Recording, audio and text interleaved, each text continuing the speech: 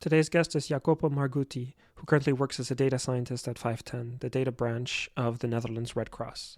I briefly did some volunteering work a few years ago working with Jacopo, and while it was short, I wanted to take an opportunity to explore in more detail the work Jacopo is doing. This is a conversation about humanitarian data science and using remote sensing in support of ground measurements and how to do that, how to do the most good on a budget. I've wanted to explore how remote sensing and data science can be used in a humanitarian setting, where help on the ground is needed in many different forms. Throughout this conversation, we talk about the different phases of disaster response and what kind of work the Red Cross does throughout those different phases. One of the most surprising outcomes of this conversation to me was the move towards sending physical goods to the desire to send digital money to those in need. This raises questions on the access of technology and the undesired consequences of humanitarian aid. One of the topics I wanted to talk about with Jacopo is the notion of effective altruism, basically how to help the maximum amount of people with limited resources. I tend to navigate more in the private sector myself, where raising another funding round is just a common way to get more means to solve a given problem. The financing of humanitarian projects tends to be quite different, which we discuss in this episode. The topic of humanitarian aid is one that is strongly connected with the current world events. When I worked with Jacopo a few years ago, we were focused on mapping mosquito population that could carry dengue. Then COVID hit, and a lot of the focus of 510 and the Red Cross shifted to helping out, as you'll hear about it in this conversation, actions like vaccine distributions for COVID. This conversation was recorded in person in early February 2022, before the Russian invasion of Ukraine, hence no mention of that topic. A bit of housekeeping before we get started. I want to thank Element 84 for becoming the first sponsor of the podcast. As I grow this podcast, I expand what I can do, what I want to do, and I want to improve the quality of conversations that I give you. This is why I'm exploring working with sponsors. I want to work towards bringing some of the most interesting conversation around Earth observation, the creation and use of maps, and just geospatial in general. I want to do these sponsorships with company that I respect and appreciate in a way that serves the purpose I'm going after in this podcast. So, you can hear my conversation with Dan Pallon, the CEO of Element 84, on episode 16, or you can check them out at the link in the show notes. Finally, you can head over to mindsbehindmaps.com to find all the previous show notes, as well as a forum to reach out to me if you want. You can also follow me or the podcast on Twitter to stay up to date with new releases. That's at Max Lernement for myself and at mindsbehindmaps for the podcast. I'm Maxim Lernement, and this is The Conversation with Jacopo Margutti.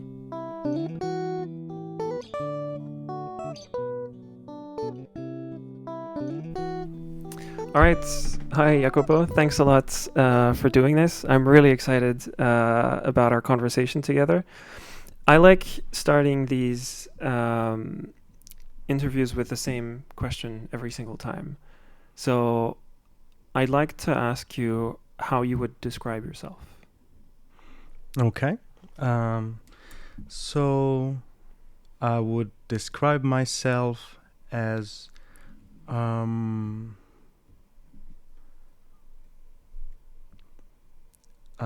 data plumber. A data plumber. Data plumber. Professional. A professional data plumber. In the sense that my job often entails making sure that the right data flows to the right people in the right format and with the right speed. So sometimes there is processing involved, sometimes it's not. It's a lot about setting up a system that works. And in the humanitarian setting, I work for the Netherlands Red Cross, the data team, 510. We go under by the name of 510. This means, in the humanitarian setting, I was saying it's often about making simple things that work rather than very complex, advanced stuff, right, so to speak. And so why the word plumbing? Like, do you feel like that's what describes the most the work that you're doing, is like giving the right stuff to the right people at the right time? Yeah, I like to use the word plumbing because I'm personally allergic to those buzzwords that create the hype, data science, artificial intelligence, the future. So I don't know. I'm just personally allergic to that. So I would rather refer to myself more as a plumber. I do the dirty work that makes things work, even though nobody likes to talk about it. Right. Can we go a little bit into that? Like, can you take a little bit more time to explain like what it is you're doing here? Like, it's pretty cool. We're actually in the offices right now. Like, I want to also say that we're in the office where you're working right now. So can you explain, let's start at a high level. Like, what is this building? Like, what do people in this building do? So we are at the offices of the Netherlands Red Cross, in particular at the second floor. That's where the international department is. That's the department of the Red Cross that is busy supporting other countries in responding and preparing to natural disasters. That's the main mission of the Red Cross. And in particular, the Red Cross works federally. So the Netherlands Red Cross always supports when we work internationally. Is not that we just go to a place and say implement a certain program, say distribute water to people, but we actually support the local Red Cross, so the Red Cross from the specific country, in doing what they need to do. And we act as we basically do what they want us to do, what they need to help with. So and this is important actually to make sure that whatever we set up stays there for in the future, stays there, because there is a local organization that takes up the ownership, the honor and the ownership of making sure that things continue. So yeah, that's how we operate. Within the international department where we sit, I am part of the data team. We go under the name of 510, and we are specifically focused on building, on using and creating data and digital products that can support products and services. It's not always concretely an app or a physical product that can help national societies, Red Cross national societies. So that's how we refer to Red Cross organizations in other countries to fulfill their mandate and help people ultimately. And first of all, do you know why 510? Like, I'm curious why the name 510? 510 million square kilometers. That's the surface of Earth. Oh, okay. Because we are a data team, right. We have a global focus. So we really try to help anyone in the world who needs us. And, so we're a data team. I didn't come up with a name, but I think it's a good choice. Yeah, I just learned a fact about the Earth then. Can we go over some of the like more concrete examples of what some of that work might actually be? Let's start like on 510. Like, what are some of the maybe latest examples or things you might be currently working on to give a more concrete vision of what it is? Sure. I will give you a couple of examples. So the first one, we work on tools that again help national society, so the Red Cross, to anticipate the impact of a natural disaster. So it's not only about the weather forecast. This is something that usually meteorological agencies give us, but it's more about understanding the impact of a disaster that is coming, and to respond accordingly. So we build, for instance, tools, a web portal, which we call the impact-based forecasting portal, that provides this kind of information to disaster managers of the Red Cross. Okay. We show what is the potential impact of a coming tropical cyclone, for instance, typhoons or hurricanes, so that they can have the information that they need to take the right preventive action. So what kind of impact are we talking about here? Like, what kind of data are we talking about? You said a web portal. Can you walk me through what that might what that might look like? Yeah. Is it about like where the impacted population might be, things like that? Exactly. So it's based also about geospatial data. It's about, say, you have a weather forecast about wind intensity along the track of a hurricane or a typhoon. You can estimate the impact that this is going to have, especially on houses, so damage on buildings, which you can then use as a proxy to know how many people are going to be displaced, how many people are going to be in need of emergency shelter. That's how we call it. And the purpose of this is not really to be 100% accurate. So we never aim at giving an exact forecast for, say, each individual household that we might have on the map, but more to provide those ballpark estimates, so big number estimates that you need right before a disaster arrives to set up the right emergency response. If we're talking about 10,000 people or 100,000 people that need shelter, it's a huge difference in terms of logistics and funds that you need to mobilize and people that you need to mobilize to get it done. So is it more about like having, like going from nothing to having an idea rather than refining the very big details, like the smaller details about like this exact house? It's more about providing something, whereas there was nothing before. Yeah. Exactly. And another important piece of the puzzle, which is integral part of this portal that we were mentioning, is actually linking these estimates of the impact of the disaster to actual interventions, so what we call early actions or preventive actions.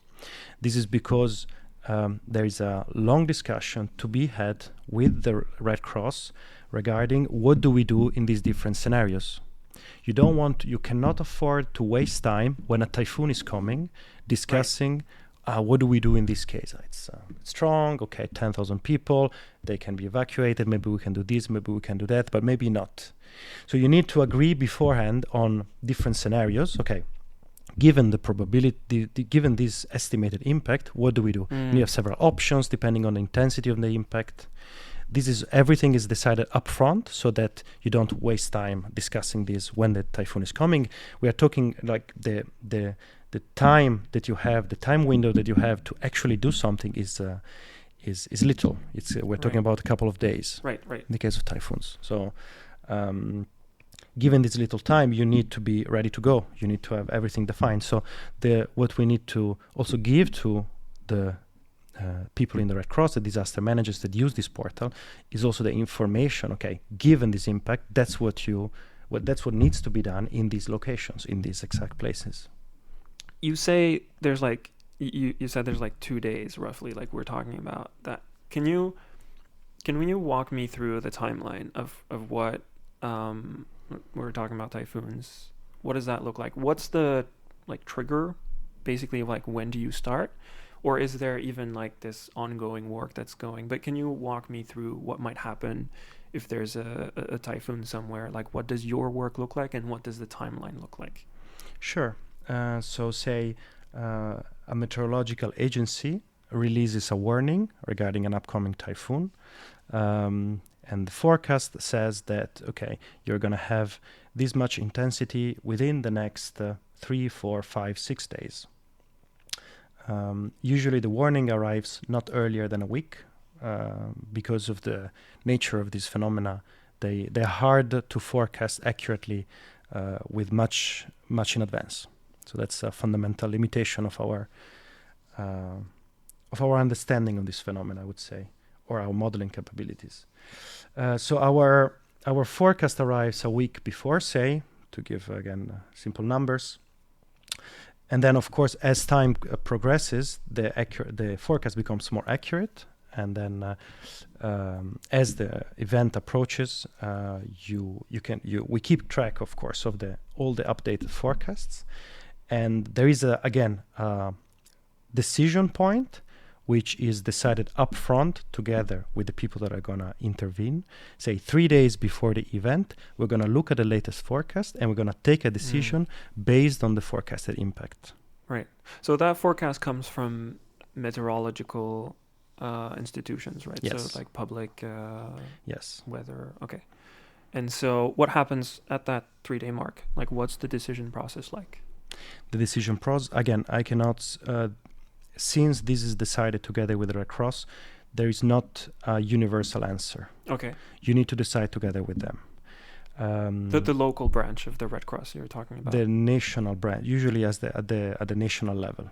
Like where the typhoon is going to happen. Exactly. That's what you mean, right? So right. a country, say the one country where this often happens, unfortunately, is the Philippines. Okay. And these discussions usually happen with the national headquarters, with the Philippines Red Cross, which are the ones at the end that take decisions about what the types of interventions that happen in country. So they are the ones with which we talk. And they decide ultimately, okay, given these different scenarios, we're going to take these and these other action. And this, again, no universal answer. The time that you want to take can depend on the types of intervention that you want to do. Say, one typical intervention in the case of typhoon is strengthening of roofs. So you put there are these kits that you can put on the roofs so that they're a bit stronger and less likely to be blown away. Like for that, you need some time, right? So that can limit, okay, if I want to do this, if this is a crucial intervention and we need to take, then we need to take the decision X days in advance.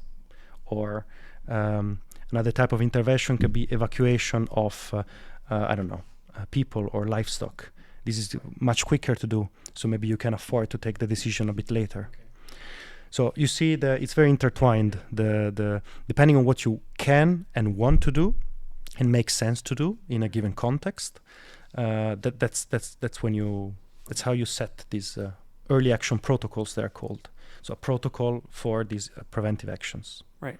So you provide them those high level overview data points basically, and then work with them on the local branch. I'm just summarizing, let me know if this is not the case, but sure. I just want to make sure I'm understanding correctly.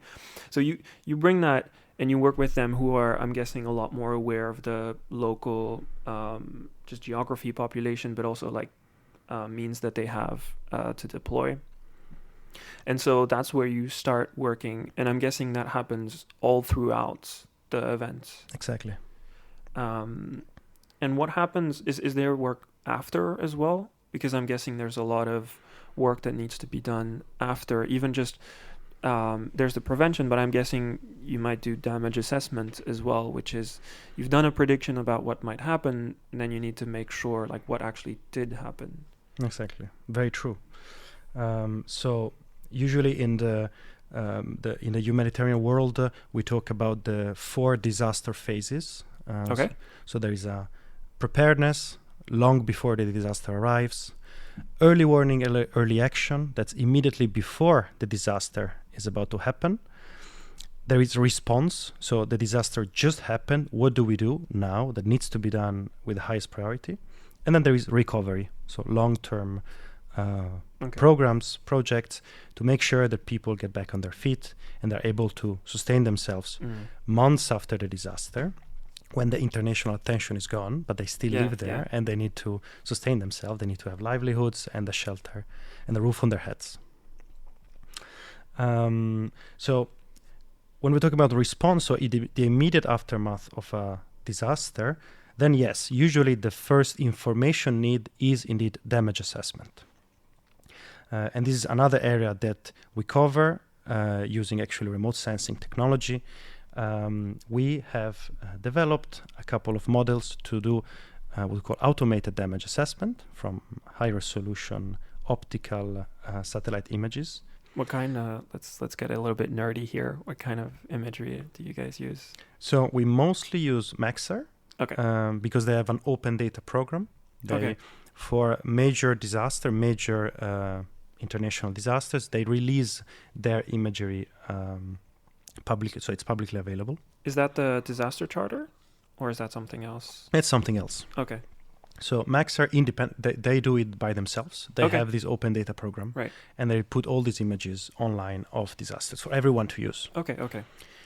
On top of that, there is the International Charter Space and Major Disasters, which puts together a number of satellite image providers, Maxar, Airbus, and others, which, whenever this charter gets activated, all of them release their imagery for free for that specific disaster. But that doesn't happen systematically for all these providers. We have worked with many of them according to the disaster.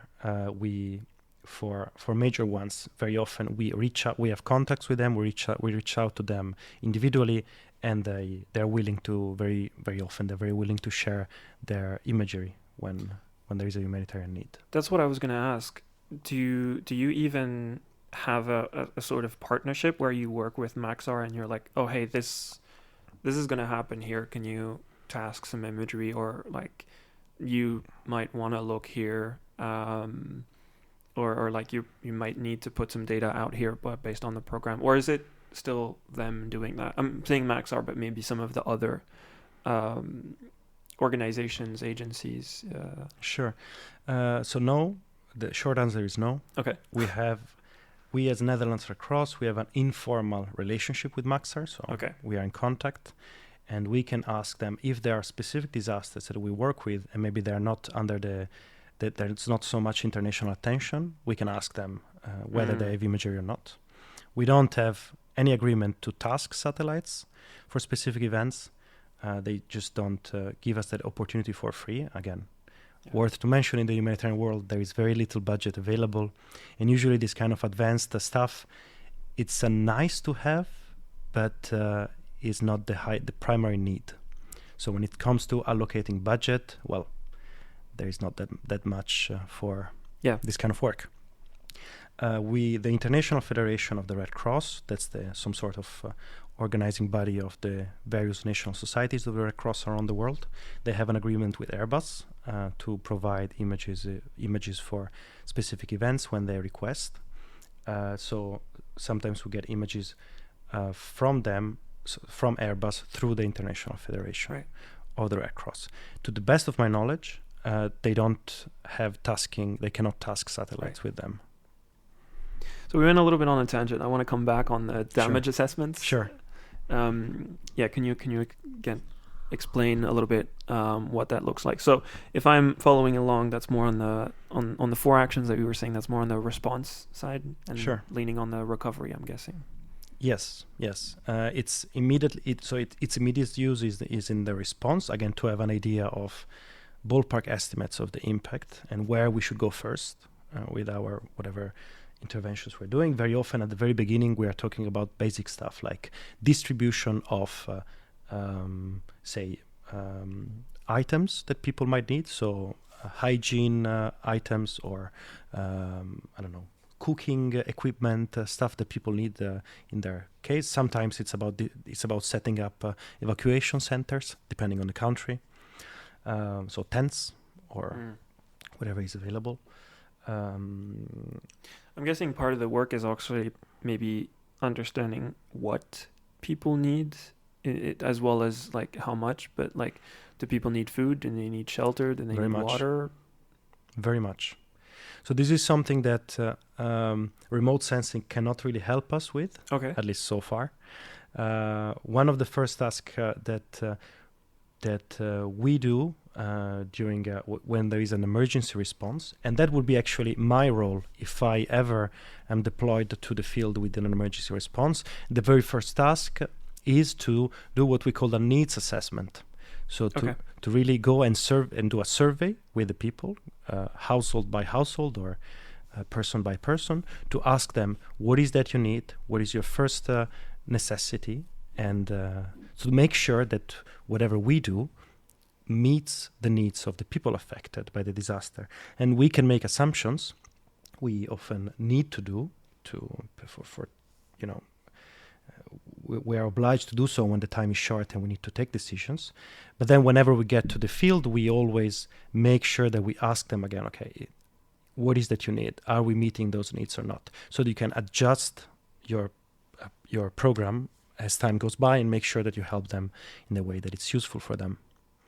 Right. And so this sounds like a very in the field work, like that aspect is really important as well. Can we touch a little bit upon the I want to say, relationship between the things that you can, like insights that you can gain from remote sensing compared to those that you can get in the field. I think one of the things, like we were talking about that earlier, like one of the things I'm really interested in talking about is how much you get to work in the field as well compared to a lot of other people who have the title of data scientist. Like I'm a data scientist, I don't go in the field that much. And so I'm really curious as to, like, you just gave an example here, but if you might have any others, and talk about that relationship between what we can derive from those data and the need to still go in the field. Absolutely. So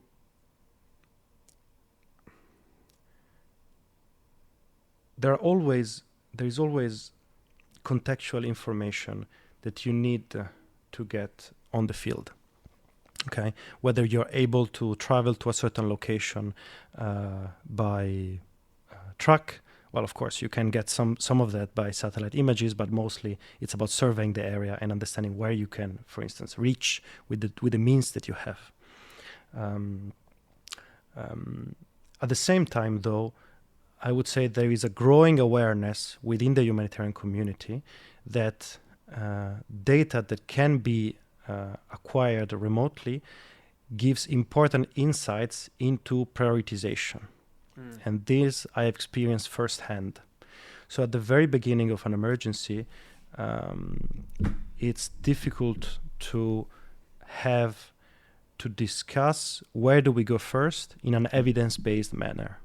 Okay, and I would say, with maybe I don't want to be too much polemic, but I would say that traditionally, that in the humanitarian world, especially in the very during an emergency, since it's hard to get information on where to go first, these discussions are not always, let's say, evidence-based, are not always data-driven. Or let's be more strict. Let's use the buzzwords. Let's use the buzzwords. Yeah, you can forgive me if I use one.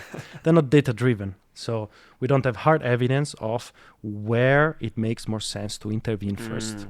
So again, that you take your decision based on what you see on the field, what people tell you, and this comes with all kinds of biases that you might imagine. Local interests, but also accessibility of areas. Of course, if you go to a place, if you can get to a place, you see the needs there. But there might be another place where you cannot physically get. If you have no idea what they need, if they need anything, if you should go there, if you should try your best to get there, because their needs might be higher. So this kind of information, sometimes it's actually easier to get from, say, remote sensing technology, or all kind of data review that can be done in the field or outside the field. I've actually experienced firsthand, for instance, how very simple information, such as maps of distribution, like population density distribution, so where do people live, or mapping of households within a certain area, how that information, if there is someone in the field that is actually able to get this data, put it on the map, and go talk with the decision makers on the field, how this information actually improves dramatically the quality of the services delivered. Because we just don't go randomly within communities asking who needs what and where, but we can actually strategize, and we say, okay, are we covering all the area where people live? Are we covering all the damaged houses, because we see where they are? This is a really interesting response. I was kind of expecting you to tell me, like, yeah, remote sensing is great and it gives a lot of like insights and everything, but you still need hard evidence of like people on the ground and everything. And you're telling me actually it's like, from where you're coming from, it's a bit the opposite. Like, we need to leverage more the remote sensing aspect. And while the field is really important, it also is subject to a lot of biases about like how the data is gathered in the field, whereas remote sensing is a little bit more impartial in a way. And it's more complete. Right. I can tell you by first-hand experience. There are all kinds of proper ways to conduct a survey, right? So randomly picking locations to make sure you don't have geographical biases, making sure that, say, the demographic composition in your sample is distributed enough. Right. So there are many things to ensure that a survey is fair. And if you can make those things, ground source information will never beat remote sensing because it's so much richer. You can ask people what they need. You can go and see, you can go and verify firsthand what is needed and what makes more sense. However, in practice, you just don't have the time and the means to do this kind of work. So very often these kind of field surveys are done, you have little time, so you do conduct them, but with the limited time and resource that you have available, for sure you cannot make sure that you follow all those kind of, let's say, proper best practices when it comes to conduct a survey. And therefore, in terms of, say, maybe I'm being too, I don't know if I can use the word scientific, but in terms of, scientific reliability of the data that you get from the field in such a hurry, maybe you're better off using something that is, let's say, a bit more reliable, such as an analysis that can come from remote sensing data. To me, the thing that pops in my mind when you talk about this is this notion of effective altruism. I don't know if you're familiar with that, like this notion that you shouldn't necessarily help the old lady that you can see next to you, but look at with the means that you have, like what is the most impact and the most, well, usually in the case of effective altruism, it's like the most good that you can do with the means and not necessarily what is in front of you just right now, which might be a little bit more emotional. That's the thing that comes to my mind when you're saying like I'm being a bit maybe too scientific. Like it feels like it's trying to detach from the maybe, I don't want to say short-sighted, but like literally short-sighted when you're physically there.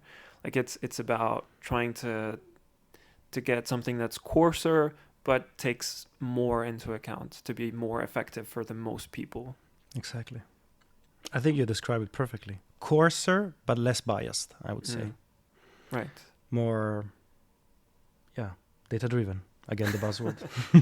I want to talk also about, like, one of the things I find interesting is that looking at a little bit like what 510 does, like remote sensing is one of the things that comes up, but there's also a lot of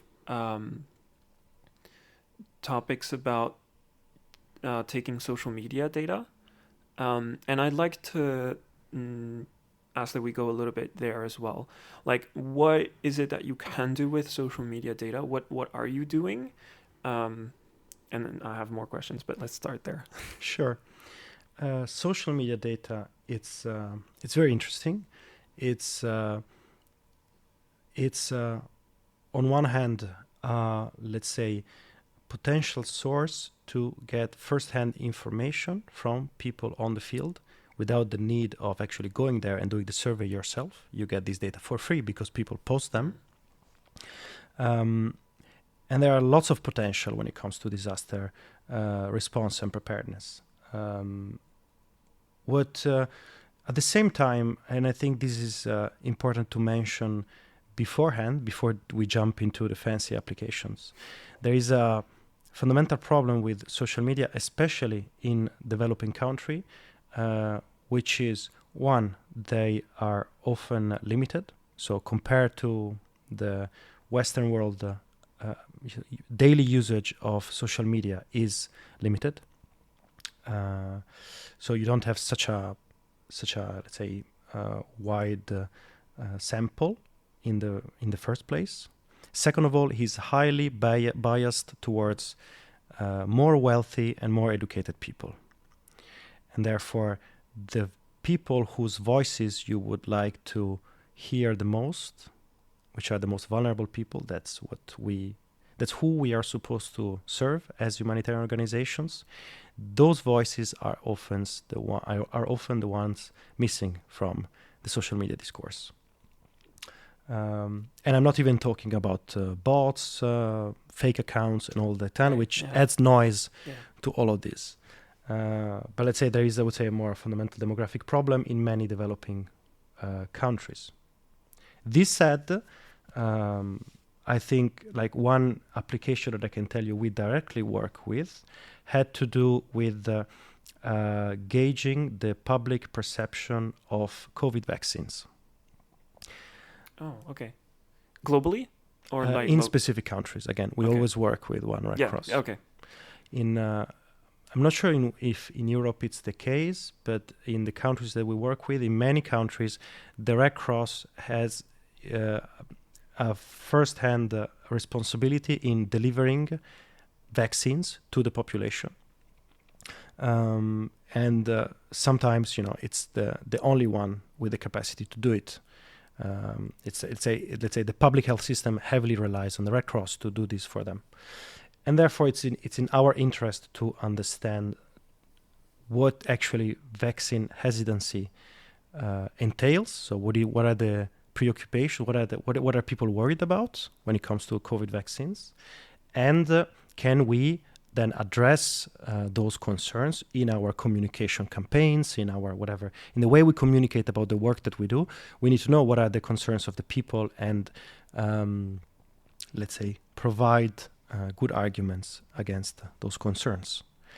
Can you tell me, like, what do you have, like, some specific countries, like, just to try to get a better understanding of what we're talking about here? We worked in the Philippines. Okay. Using Twitter, to be very specific. And we were gauging that's one of the countries in which the Philippines Red Cross has a huge role in delivering vaccines. There is a problem of vaccine hesitancy, like in most countries in the world. And we used actually tweets about vaccines to try to identify which were the major themes discussed around COVID vaccines. We also did what it's called technically a sentiment analysis. That's machine learning. So it's a modeling technique based on machine learning that allows you basically to give a certain score to a piece of text. And the score will tell you if the sentiment expressed in this sentence or in this paragraph is positive or negative. And this is a simple way, a simple metric to know if people are talking positively or negatively about vaccines. And then the advantage of Twitter is that some of the tweets are geolocated, so you can do this analysis also, let's say, differentially in space. So know where, for instance, there is a particular rumor. Okay, is it spreading in a particular location, or is it nationwide the discussion? If it's a particular location, maybe it's worth to give a call to the local branch of the Red Cross and say, hey guys, if you do a radio ad next week, maybe talk about this, because we have seen on Twitter that's what people talk about. I'm trying to give you an idea of how then these analyses can actually help concretely the Red Cross. No, this is great. This is exactly what I want to know about. So this is great. Like this is what I wanted to ask as well about, is like how useful can that be down the line? And I think the example of like doing a radio ad to specifically target that is a great example. Do you see a shift after? Like, do you see a change? Like, can you also even maybe measure that in trying to find what might be the most effective? To be honest, we are, paradoxically, it's easier to track sentiment on Twitter than to track all the interventions of the Red Cross. Maybe the Red Cross should be more on Twitter then. Yeah, maybe. In the sense that, jokes aside, it's so there are many activities happening, and there is not really.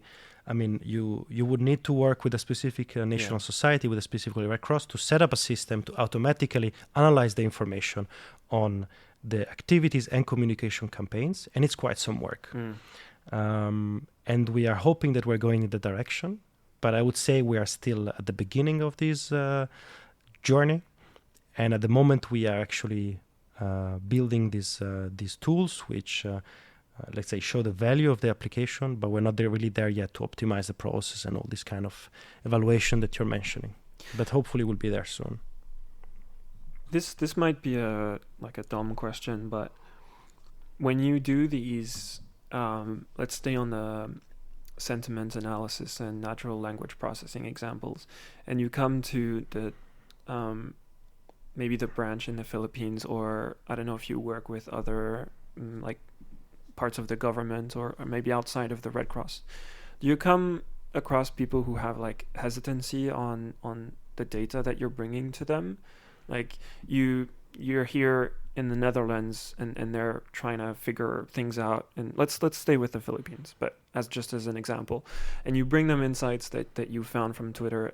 Is there like, how do people take in that information that you give them? Is it always welcomed? Is it challenged? Is it tossed aside? Like what's the response that you get?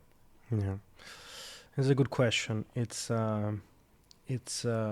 in the case of Twitter, I think it's actually easier than, for instance, with the remote sensing, with the insights from remote sensing. And the reason is that with Twitter, whatever insight I bring you, I can always show you the original tweet. And that's whenever we present the information, say what are the main rumors, where do they spread, there's always the tweet there. So they see firsthand what people tweeted, and they can immediately see, say, okay, you say that the main rumor is, the main say rumor around vaccine is that, I don't know, that the vaccines don't work. And then I can actually see, okay, a bunch of tweets that are actually about this, and I can confirm firsthand, okay, actually all these tweets are what you're telling me they are. So it's easier like to build the trust of the users. Yeah. It's actually harder with remote sensing. For instance, if I give you a damage assessment, so a building damage assessment on a large area, when we were, for instance, the typhoons in the Philippines, sometimes they affect an entire region or a half of an island.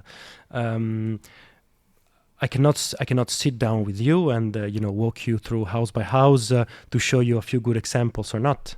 I'm providing you a large assessment. That's the advantage of automating all of these, is that I can provide you lots of data in relatively short time, but I cannot really build a piece by piece that trust with the user.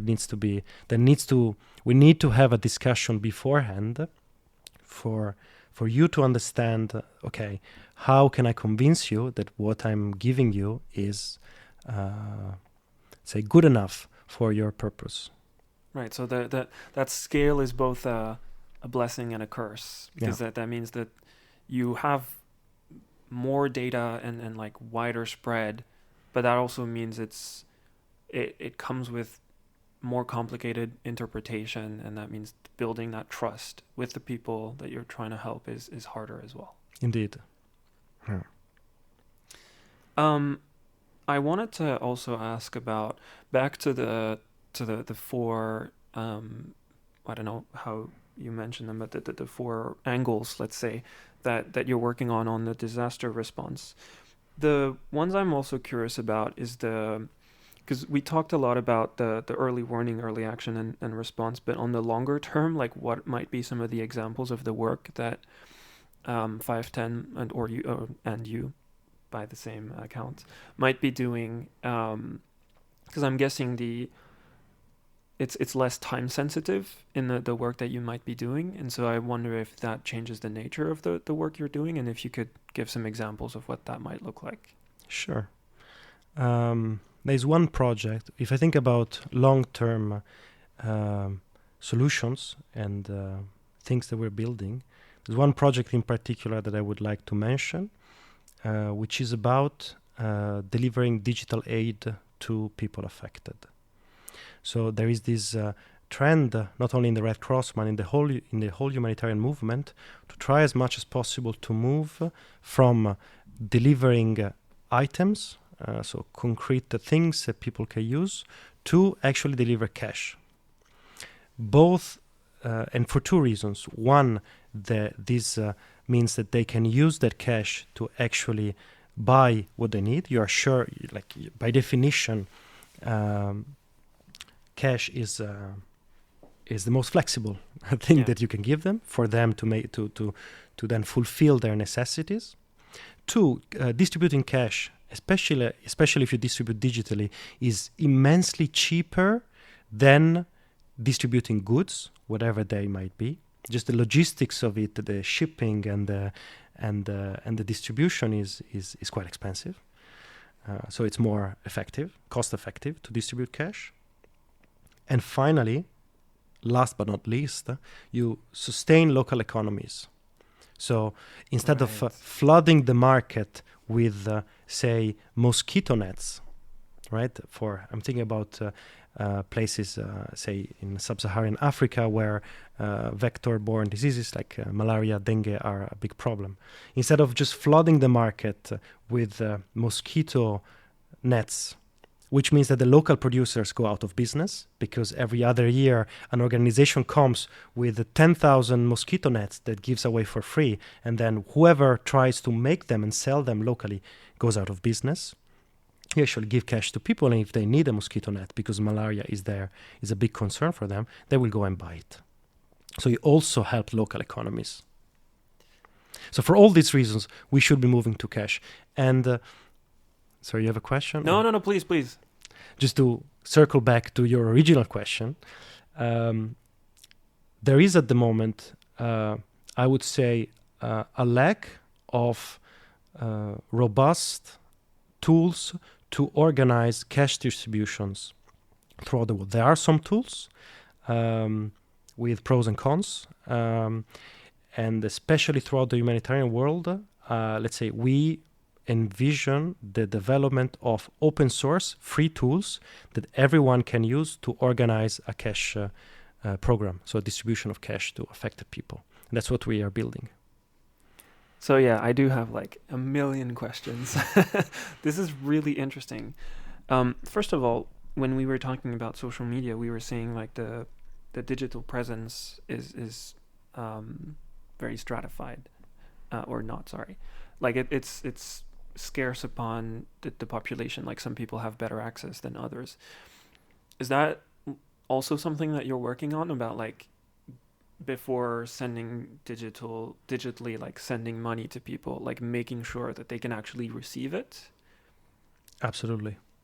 So when setting up a cash program, one of the first things that you assess is accessibility to financial services. Say you as a humanitarian organization, you usually cooperate with what is called a financial service provider, a bank or a mobile operator. Say, let's take an example of a mobile operator. We're going to tell the mobile operator we're going to register people that use your network, and they have some mobile cash. In many countries it is very popular because people don't have banking systems online, so they just have but they have mobile cash, and it's used daily for their for what they need to buy. So we need to assess actually, okay, but do people have access to this mobile network? Is there connectivity? Is there can they actually get registered into the system? Is it fair? Or are we only giving people to those that are already lucky enough to have access to these services? So this is the very first things that we need to assess. Are the people that we want to help able to get their help? Right. And then it's like working on that as a first foundation step to Yes. then being able to provide them with money. To me, this sounds a lot like what an insurance would also be doing, about like providing financial contributions back, like money back to people who've been affected. Is that also something that you're working with insurance companies to either like insure people? I don't even know where I'm going with that question, but just like working with insurance companies basically. Yes, we are. There are examples of financial mechanisms put in place to try to, merge humanitarian goals and, let's say, business cases for insurance companies. But to be honest, that's not really my area of expertise. Right. So Okay. I would refrain myself from commenting. That's okay. Yeah, no, this is really interesting. Like I didn't even think about that. Like I was like, oh yeah, you just send bed nets where you need bed nets, and you send, I don't know, tents where you need tents. I'm guessing it also becomes really complicated because you need to, like, let's take the example of bed nets again. Like you need to also assess like if there's enough supply and demand like in the local country, and it might even just because you give people money means they might not even be able to buy. Like I'm guessing it just makes the whole problem, like it adds a lot of complexity to try to solve the problem. Indeed. um I want to come back on the a little bit more, like what you were saying earlier on the lack of just money in the humanitarian sector in general. Like you've mentioned that a few times, and so I wanted to go on that a little bit, like understand um, what the situation looks like a little bit, like and how do you then work on a budget, basically, like to try to have the maximum impact. And how do you justify? Do you have some moments, for example, where you could justify if we could get X amount more, we could do 10 times more than what we're trying to do here? Like, is there part of that bargaining as well about like getting more means, and how does that work? That's a lot of questions in one, but let's just go there. No, sure. Uh, yes, so financing our operations is one of the main concerns of humanitarian organizations always. Very often, the way we operate is, let's say, we have agreements in place to have some funding to start an operation whenever there is the need. Say there is an earthquake tomorrow somewhere in the world, we always have funding enough to send someone there and start doing what needs to be done. But then very quickly, we then open the financing of the campaign. So we make a plan. We say we need we want to assist 100,000 people out of the 500,000 need help.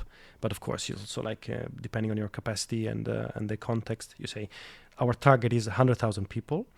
To reach 100,000 people with this kind of services, which again we established on the ground that people they need these kind of things. When I say services, I mean what kind of stuff do they need? Do they need cash? Do they need livelihoods, etc. And in order to get to our target, we need this amount of money. Can you help us? And this question, can you help us? We ask to governments, to private donors through our social media campaigns. You've all seen humanitarian organizations asking for money on social media, and to companies as well.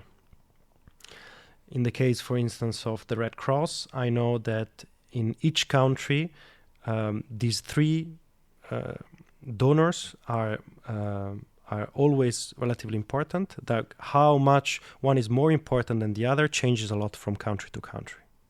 So some countries heavily rely on governments, which massively fund the humanitarian operations.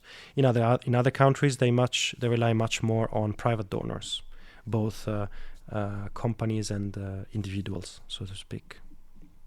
Right. So it also depends on Is there a degree where you need to decide what projects you're going to be working on, like what is going to get allocated in terms of fund, but also like there's a limited amount of people working here, like how does that decision process happen, and what does it look like?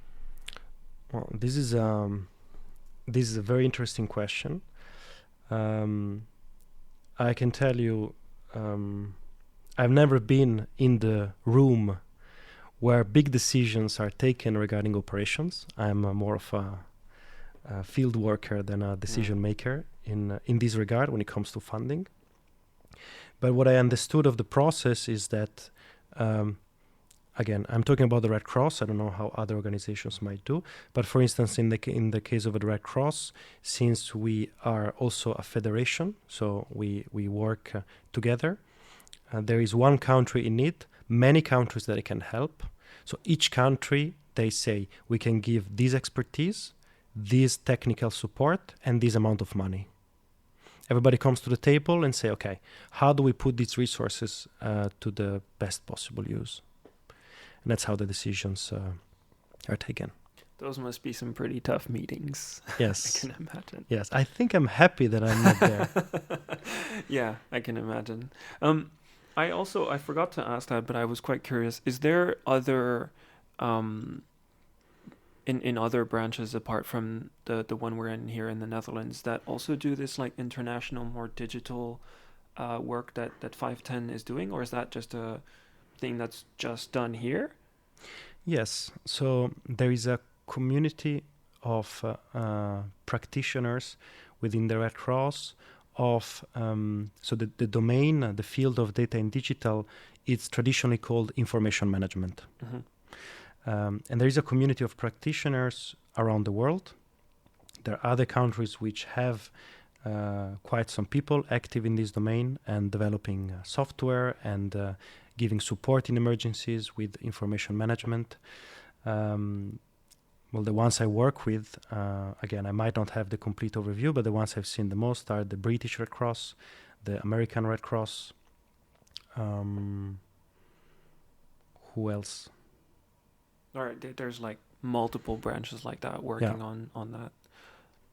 Okay, and because I was quite curious as to why the Dutch branch was working so much internationally. Like I've been more exposed to what you're doing and what 510 is doing than the rest of this like Dutch Red Cross branch. But I was really curious to know like why is it so focused outside and specifically on like the digital aspect. I don't know if there's like a particular reason why it's been like that. I'm also not sure actually. For instance, the Netherlands Red Cross is very active on water, what is called WASH, so water, sanitation, and hygiene. And you can see an easy historical excuse because the Dutch people have always been very committed to water problems and solutions. For data, I actually don't know. I think it was the initiative of the founder of our team, Martin van der Veen, who now 5 years ago decided to start this group and probably had the right intuition that this kind of work in terms of data and digital services should be more leading the discussion and not just be the IT guy that you call when things are broken, but data people should be the ones actually proposing solutions and new technology to solve the problems that they observe themselves in the field. So that's what I mean with leading the discussion. Of course, working with everybody and of course leveraging all the expertise of the other people in the Red Cross movement, but also at the same time, being in the position to bring new things on the table. Right. Yeah. And you said like 5 years, so that's still quite recent, basically. I mean, the whole like data science and like even on a certain aspect, the accessibility of like remote sensing data is very new. I want to switch gears a little bit. Like one of the things I found really interesting when I was first exposed to what you guys do here is like there's also a lot of volunteers that work here at the Red Cross with people who are more permanent. Can you talk a little bit about that interaction and like how that happens? Absolutely. So we work a lot with volunteers. Thanks for mentioning it. I started as a volunteer myself. I want to get into that a little bit later. So, the reason why we like to work with other volunteers is specifically because we work on innovation. So we often work on new ideas, sometimes bold ideas. I don't know, it sounds a bit rhetoric, but you know what I mean. Sounds very buzzwordy. Yeah, it sounds really buzzwordy. But with bold, I mean ideas that you're not sure if they're going to work. So it's really nice to have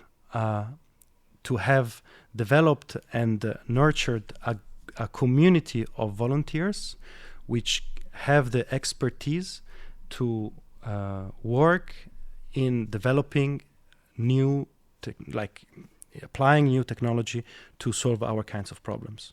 And of course, the volunteers have that kind of, first of all, energy that we love. That's why I love actually working in my team. That working with volunteers brings a lot of energy. Everyone is really, let's say, driven by what we do, and not just by the salary at the end of the month. And yeah, also working with volunteers brings lots of new ideas. The fact we would never be able to hire an expert, a very top-notch expert for every little technology that we touch. But working with volunteers, we can ask to an expert, hey, look, we are a humanitarian organization. You are an expert on this. Can you help us solve figuring out this problem? Or can you help us at least understand if this technology can help us and how? So working with volunteers is really crucial to leverage all this know-how. So you also do like a lot of outreach to like reaching out directly to some of those experts? We do. I would say we used to do more before COVID came about. But that's actually an important part of what we do. I personally have talked in, again, before COVID, in meetups at universities and various places where like exactly to do what we were saying, like to get this kind of expertise and smart, enthusiastic people involved in what we do. So you mentioned COVID. We've mentioned that a couple times already. What has been the impact of COVID on the work you've been doing? Good question. I would say so impact has been positive in the big picture, because with COVID, I think people have realized the importance of having good data infrastructure. Because when you don't have the people next to you fixing your problems, you need to have a good system in place beforehand. When you cannot physically go and bring sheets of paper to your colleague, you need to have some sort of data, like digital system, to exchange information with others. So with COVID, I feel the uptake of many of our tools has increased a lot because of this very reason. Because when mobility and physical accessibility is limited by all the restrictions that are in place during a pandemic, well, then that's when digital tools can be helpful, or at least it's what you can use to make sure things keep on running, and we keep on delivering the services that we need to deliver to the people in need. Right. So it's actually turned into the use case to demonstrate the necessity and usability of everything you're putting in place. Exactly. Well, a good example was the what we discussed in the Philippines about COVID vaccine hesitancy. You don't want to put people at risk, volunteers of the Red Cross. You don't want to put them at risk by going house by house and asking, hey, what do you think about COVID? Therefore, exposing everyone to more interaction and more contact. So leveraging social media, for instance, it's a great way to do it at scale and also do it safer. Right. And even at that point, I think there's still value in doing the door-to-door, but it brings in like another arm to what you're able to be doing. Exactly. And I would add, go ahead. Like many other people during a pandemic, I think it had a negative impact on the team spirit and the personal experiences of everyone involved.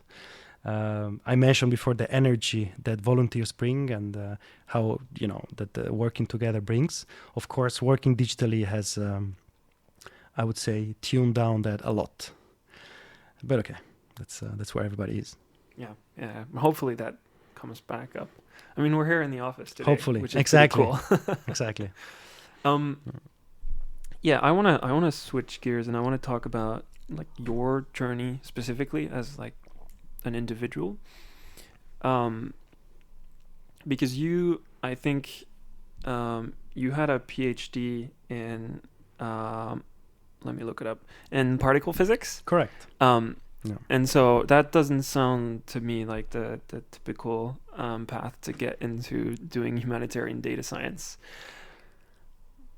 Actually, you would be surprised by how many of my colleagues from physics ended up doing data science. Right. I think it's fair enough. It's not what we were trained for, but I guess it's something we understand, and it's needed. It's a hype, so we end up doing it. Yeah, I'm saying that it's not directly physics, but I studied mechanical engineering, which is very physics-based as well. So yeah, no, I get that. I guess my question is more like I'd like to hear that story about like what happened and how you went from like doing a PhD in particle physics, and then you mentioned starting as a volunteer. I'd be quite curious to hear that story, what happened. Sure. I was at the end of my PhD. That's why I came. Actually, I live here in the Netherlands. I'm originally Italian. That's where I come from. I moved here to do a PhD in Utrecht. And towards the end of that, I realized that I didn't want to continue in academia, in research.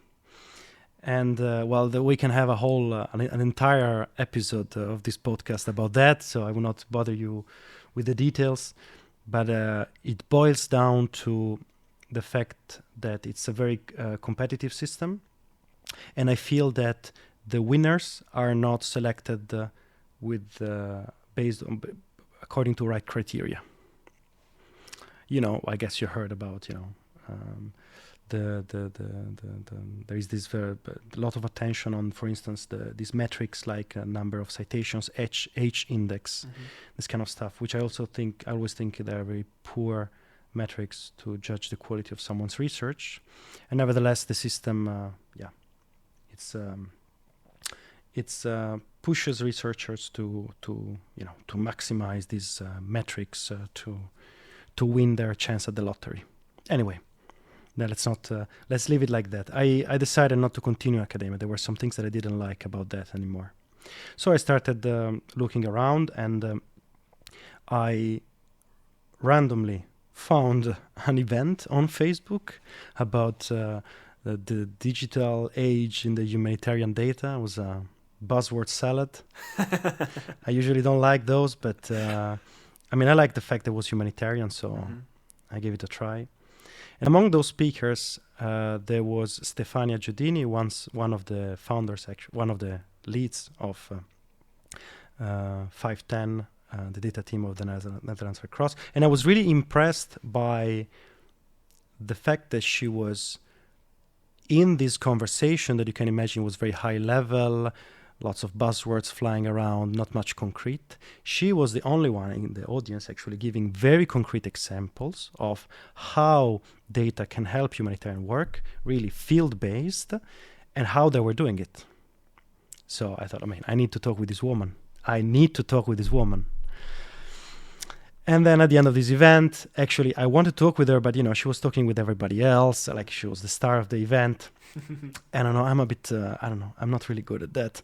So I was just a bit shy in the corner waiting for my chance. Luckily, there was someone who approached me and say, you also, you want to know about us, blah, blah, blah. There was another guy from 510 who has a physics background. There was a chance to connect. And that's how I started with them as a volunteer. I had volunteered with them, working actually on text NLP analysis, text mining, so scraping information on disasters from the web. Was something new for me to learn. As a volunteer, right? As a volunteer, yeah. It was something new for me to learn, and I liked the opportunity to do it for a good cause. So that's what I did for about 1 year. And in the meanwhile, I finished my PhD. I started working as a data scientist for a company here in the Netherlands. But after 1 year, they offered me to actually work here, and I resigned on the same day from my previous position. And I've been happily working with 510 since. Right.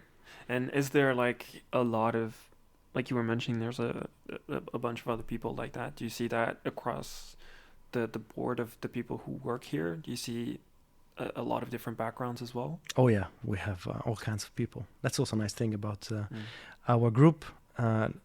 We have not only very many like people from all around the world, but also different backgrounds. We have engineers, people who studied water management here in the Netherlands, developers, so people with more software developer background, computer science.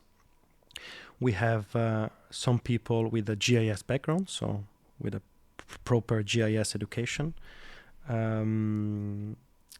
What else? We have people also in our team, even though we are data, of course, we deal with all kinds of problems, let's say, which are about ethical problems or governmental problems. So we also have people with the kind of background in humanitarian diplomacy or in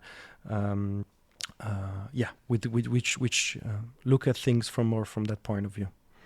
Right, because does 510 like act as a more like independent branch within the Red Cross, that you need to have such kinds of people?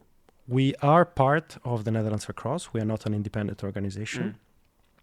However, we do have some freedoms with respect maybe to other departments. For instance, we have our own research projects with the universities. We have our own sometimes we have, for instance, we write grants with for doing particular, innovation or research, and that we do relatively bilaterally, so without involving the rest of the Netherlands Red Cross too much. We have that kind of freedom, but we're absolutely part of the organization otherwise. Right, and so this gets me thinking, like, this may be a bit of a side tangent, but are you also involved in like educational outreach on things like the importance of data, but also within the just any kind of outreach that you might be advocacy doing? Yeah, right, advocacy. Very little. Okay. We have people that do it more. I would say I do it from time to time, but I try to let's say focus my efforts on more technical stuff, where I also think I add more value with respect to, let's say, less technical colleagues. Right. Yeah. Back to like the effectiveness we were talking about earlier, right? This has been a pretty cool conversation. I like, as I said, I start them with the same question. I actually like to finish them with the same question as well. I'd like to ask if there's any books or podcasts, maybe actually, that you might have read that you think are interesting and that you think are worth sharing. Not necessarily to do with anything that we might have talked about. I just think books and podcasts are pretty hard to discover, and I like asking recommendations. I think it tells a lot about a person as well. If you do read and listen to podcasts, of course. But if you have any recommendations, I'd be really curious. I'll give you one book and one podcast. Let's do that. You probably know them both, but I still feel like sharing them.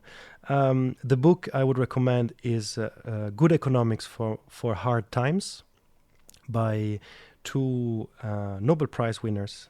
They won the Nobel Prize in Economics, which is about discussing how to end poverty. How do we build a more just world? How we make sure that humanitarian work and development work is effective, and how we address the right problems.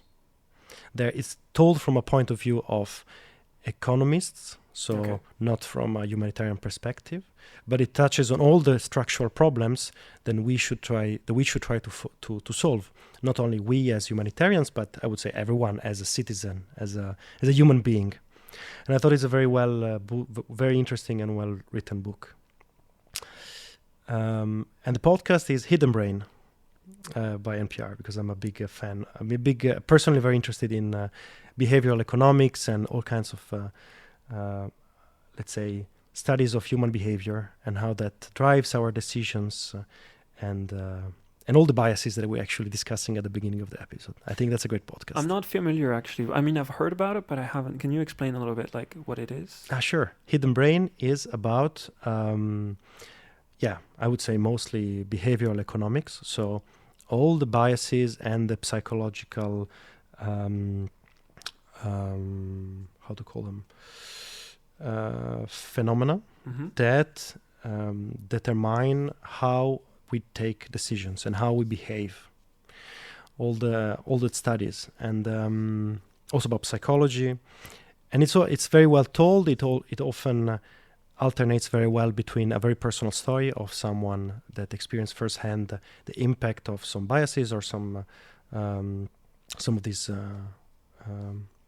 psychological things that I was discussing, and also researchers, experts in the field that explain very, very well and very clearly what this is about.